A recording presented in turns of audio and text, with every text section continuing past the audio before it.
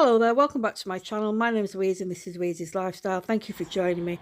Today's video about overwintering bougainvillea in the UK. This is a clip back in 2022 in the summer.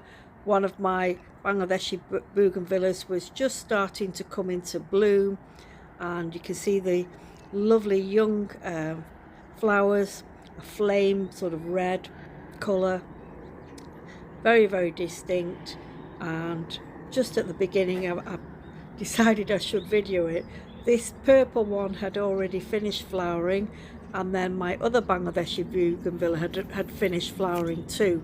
So I'll just show a clip of the flowers. That was a lovely magenta colour. Right, so back to today, where it's January and the plants have been brought inside, and thankfully I did bring them inside because I had lost a very old bougainvillea in the past that had almost 20 years. Back in 2017 I got it in 1997, that was from Bangladesh. And I lost that because I left it outside even though it was in, a protected environment.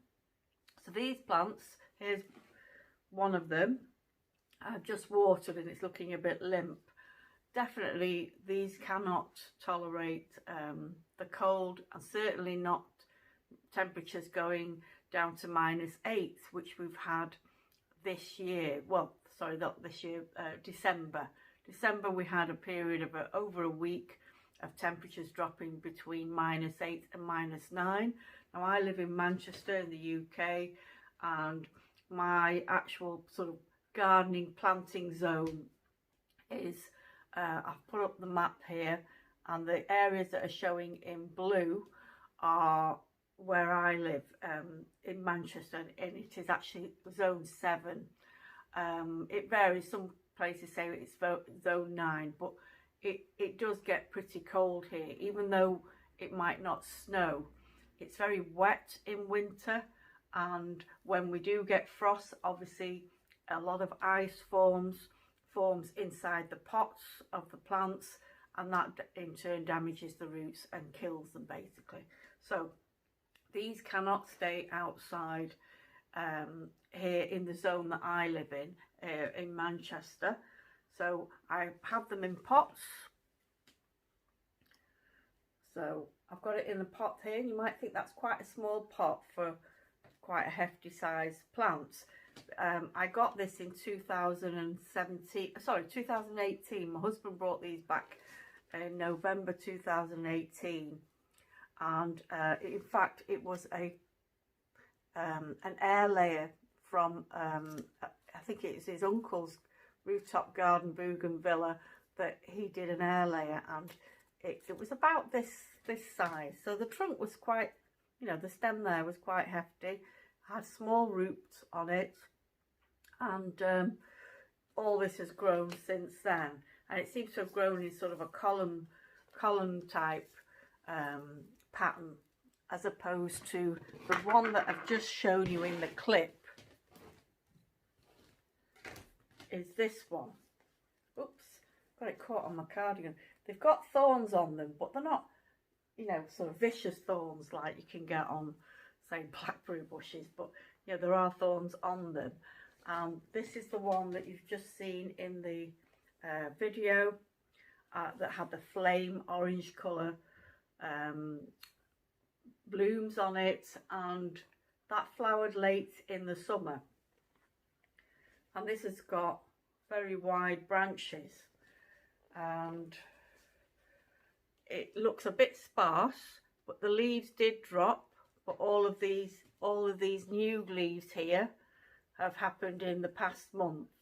So when I brought it inside, it did drop its leaves, it did drop its flowers, and it was adjusting to the difference in light, because there's less light in here, and the temperature, obviously there's no fresh air, not getting rained on, and not getting the breeze on it.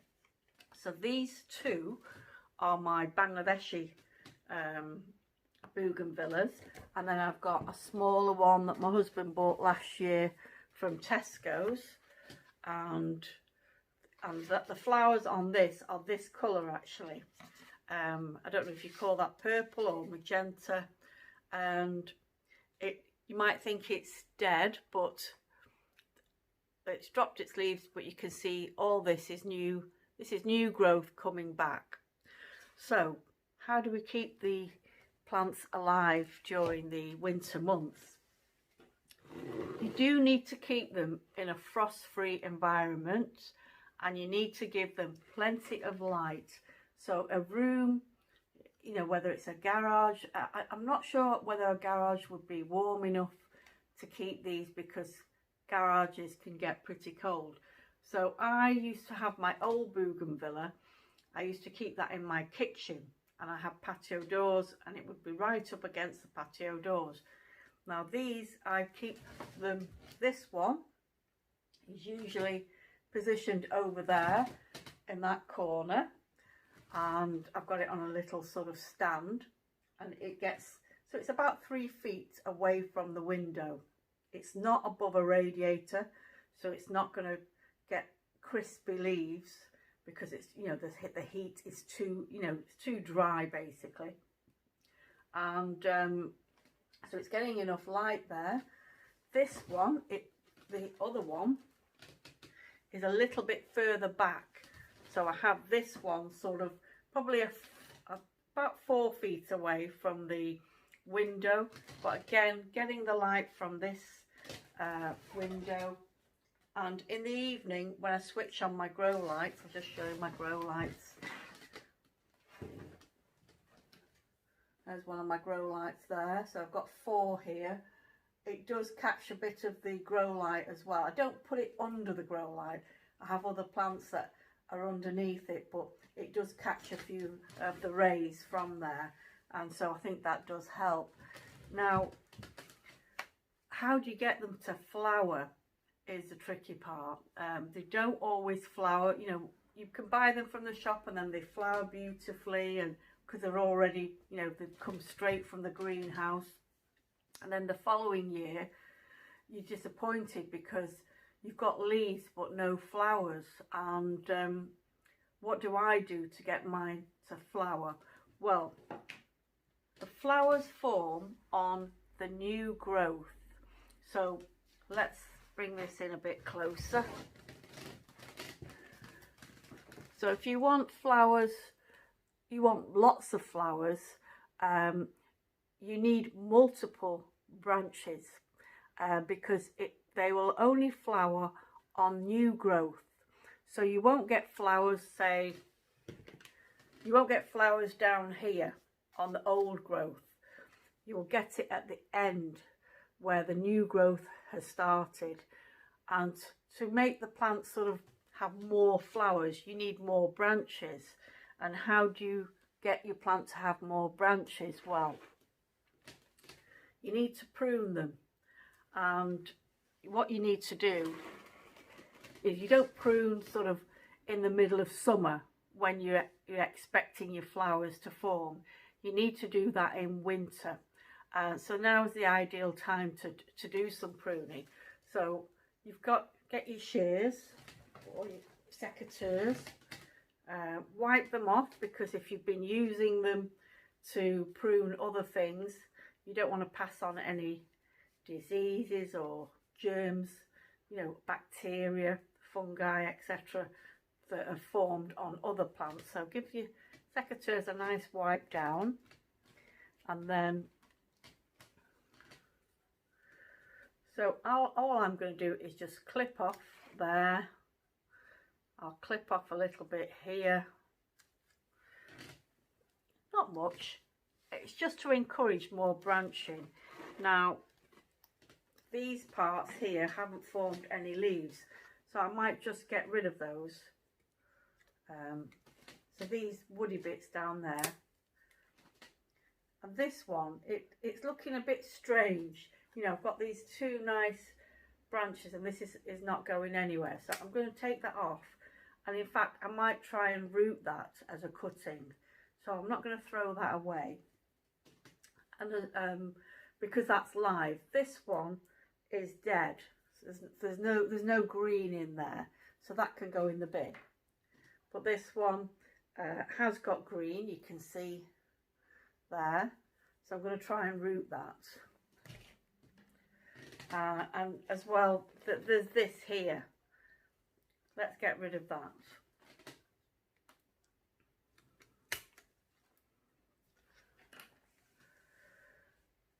So hopefully we'll get this little spindly bit there. I might just clip that little bit off there. It looks a bit thin. And just get rid of these dead looking. That one there. I'll just clip it down to here. Right, so that's that. So I'll do the same with this. So it's looking a bit wild, this one. So this here, it's growing in a strange fashion. So what I'm going to do is I'm going to clip it, and I'll keep that, and I'll try and root that as well. All this here, that looks dead. So I'm going to clip that down to where I see a leaf. So there's a leaf there. So I'm just going to clip that. That I won't use for cutting. That looks very dead and dry. Again, there's a leaf here. Poking myself in the face there. There's a leaf there, so I'm going to cut down, get rid of that.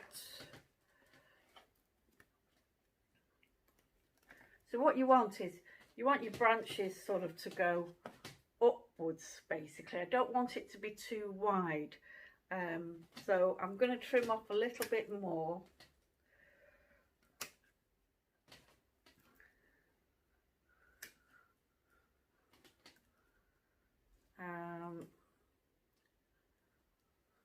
The tops as well.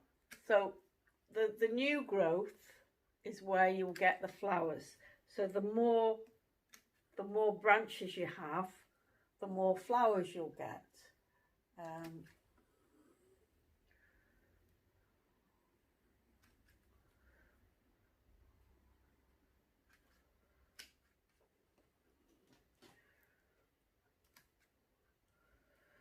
Right, I think that should do for now.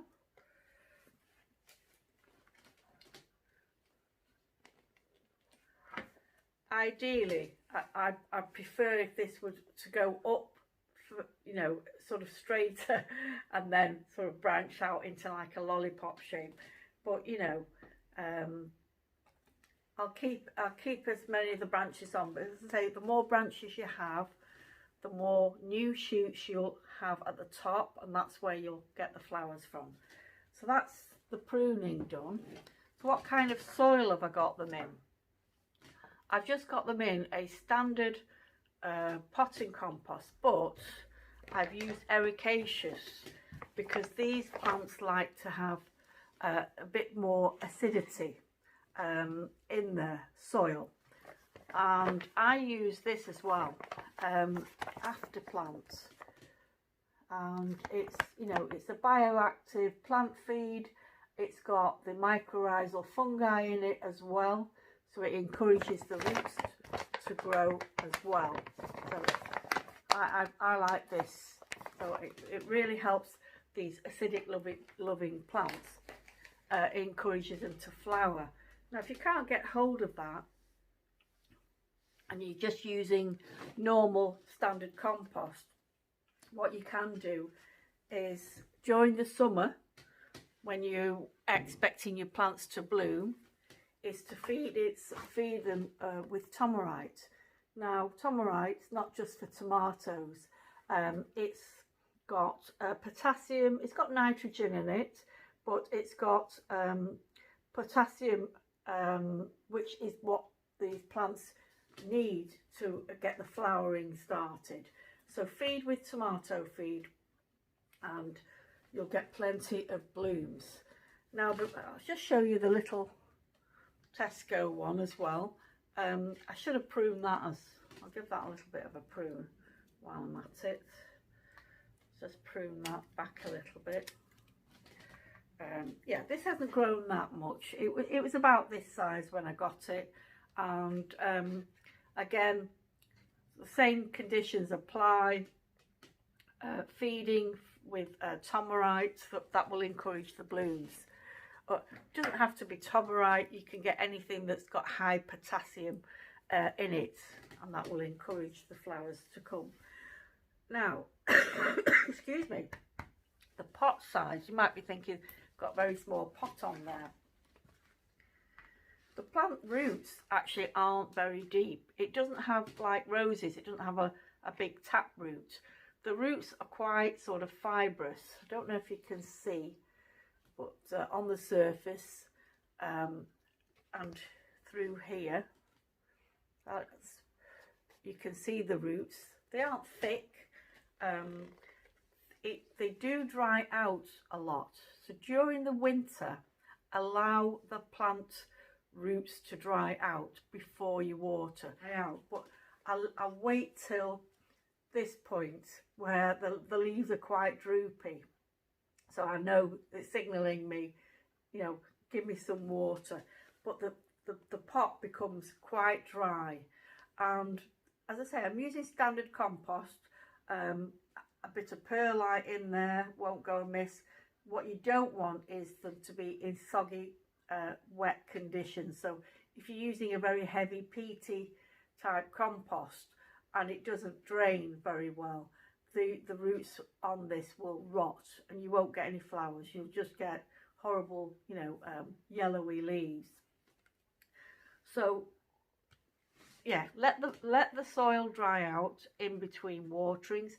When they've totally dropped the leaves, just let the soil dry out and then give a little bit of water. You don't have to flood the pot. Because this has got leaves on it, I've flooded this pot, but the water's drained out very quickly. So it's not sitting in a pool of, you know, wet compost. So really that's how I get my plants through the winter. If anybody else is growing bougainvillea in the UK and they've got similar conditions, or they grow theirs differently, you know, you do different things, please add your comments in the comments box below. So thanks very much for watching.